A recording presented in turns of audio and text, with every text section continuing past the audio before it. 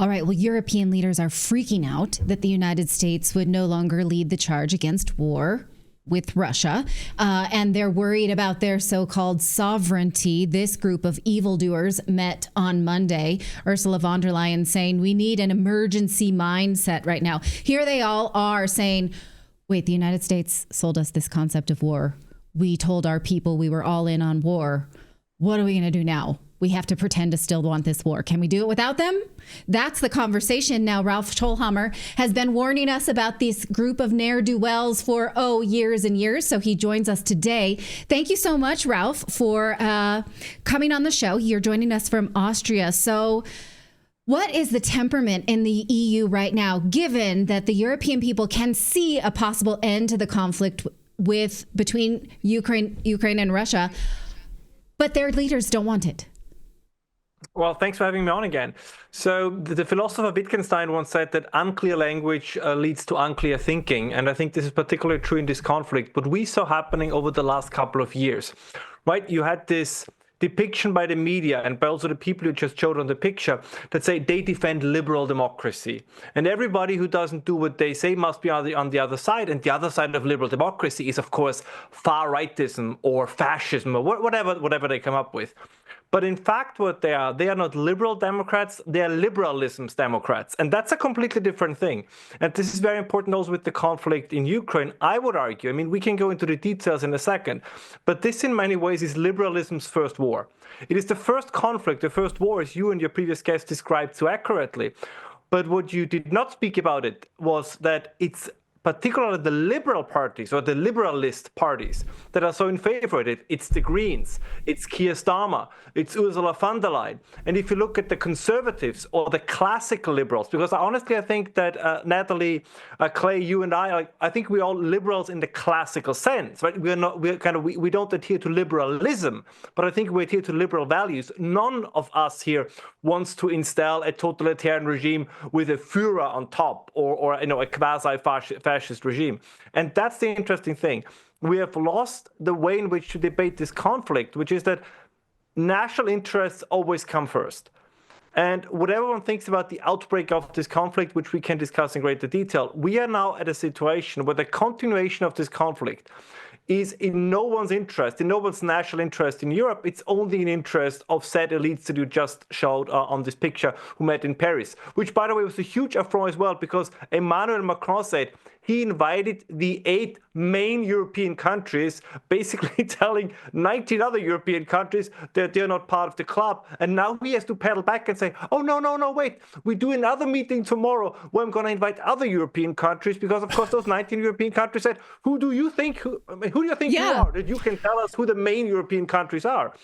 It's like seeing your friends go out on Facebook and you're like, why wasn't I invited? That kind of hurts my feelings. Oh, you're in the next round. Don't worry. Not the first round. At dinner with my main friends.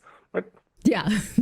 When you look at these Brussels elites and these people, these unelected globalists who are sort of driving Europe into the ground, I mean, what are the people of Europe? Are they aware? I know they're fed an enormous amount of media propaganda. We hear from European viewers all the time that tell us, our media is filled with propaganda. They're pushing this war in Ukraine. As soon as the war broke out, there was Ukrainian flags flown all over the cities. They were papered all over the London subway. Millions of dollars spent on the propaganda machine to push Europe in further into this war against Russia.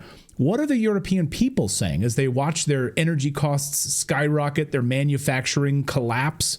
What are they saying? Well, I think one major problem for European people, from Portugal to Poland in a sense, although there are differences, right? If you look at support for the war in Ukraine, it's different in Poland than it is in Hungary. It's different in Germany than it is in Austria. So there are differences there. But of course, the biggest problem is that it's very hard to find the right language. People know in their gut what's going on, but one of the brilliant things that the left has done in the past is that they made their position the so-called rational moderate position. So whatever the people you just described, Clay, whatever they said that's the moderate, that's the rational position. It's my favorite Angela Merkel quote, there is no alternative. And by doing so, they immediately blackmailed or basically ostracized everyone who took a different position. So, and you see this now in all the election campaigns in Europe. You vote for the AfD, what's wrong with you? I said, no, you vote for the Greens. I could ask you the same question. What's wrong with you if you vote for parties that have been at the helm of Europe's demise now for 10 to 15 years? But somehow, even though what these parties did, what these elites did, by representing themselves as the voices of reason and having that support in the media makes it sometimes very hard to get an organized opposition. I give you a very concrete example of this. There was an interview by Margaret Brennan with Marco Rubio, where this, I think it's CBS if I'm not mistaken, where she said, but free speech is a problem. If you think about it, that Adolf Hitler and the Holocaust happened because of free speech. This complete insanity is what they are saying. But of course, what they think is, because if it's not liberalism's speech, it must be like fascism. So if you don't go along with the liberalist worldview, you must be a fascist. So we have to, I know this sounds tedious, but it's also important to take these terms back, because if they can control the conversation, then they always have a certain advantage that needs to be broken. And I think this is what we have to go. I mean, this is what I do. This is what you guys do on your show, to say, listen, there are other voices and they are just as reasonable to listen to. And then we find whatever solution there might be. Now, something you always point out every time we talk about any one of these leaders individually, if we could just put this picture back up, you quite rightly pointed out that Ursula von der Leyen has lost elections, but been appointed to positions in Germany. Mark Rutte, you nailed that one. You said he was about to fail up when he faced a no confidence vote in the Netherlands and quit. He said when he quit, he would leave politics. He's a liar. Antonio Costa, I cannot believe. Yeah, look at him sitting there. Right. What the heck is that guy doing there? He just resigned in shame over a scandal in Portugal, and now has a seat at this warmongers table. Keir Starmer, what the hell's he doing there? Britain left the EU. It's incredibly frustrating to watch this. We have residency in Europe and think, I didn't have any say in those people dragging Europeans into war. But just because I was a resident, no European citizen did either. So can't European citizens see that they don't have a choice of what these people who fail up do? No, the story is even funnier than that, or more frustrating, if you will.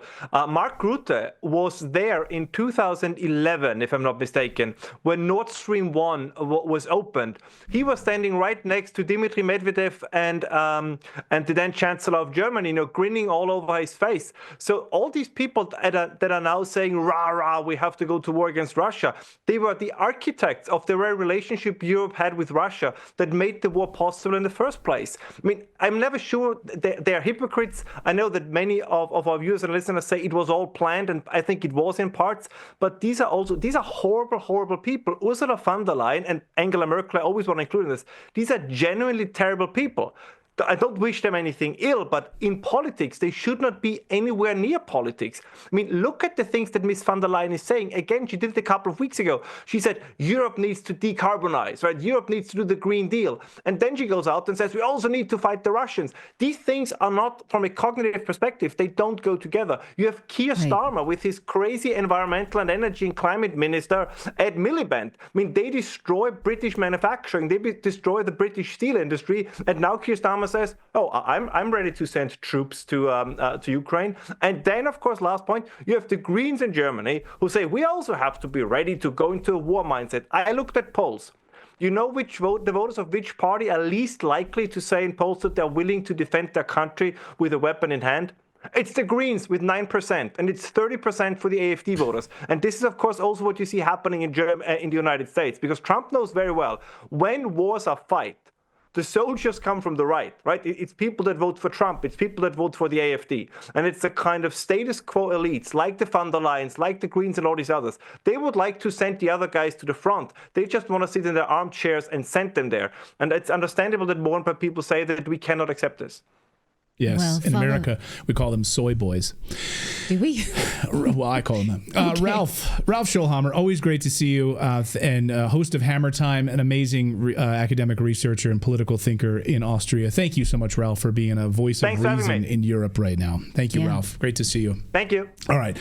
We've got more news coming up here, but I just co-authored a report on Europe, and if you want to understand where Trump sits right now with these European globalist elites, you've got to read this, because he is basically pushing tough love war and these messages to the EU elites right now.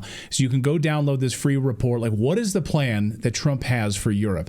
And it's a really interesting look and a deep dive into this plan right now. As you're watching it unfold, so just go to redacted.inc/Europe, redacted.inc/Europe to grab Trump's love war right now, his special message to the European elites. So check that out.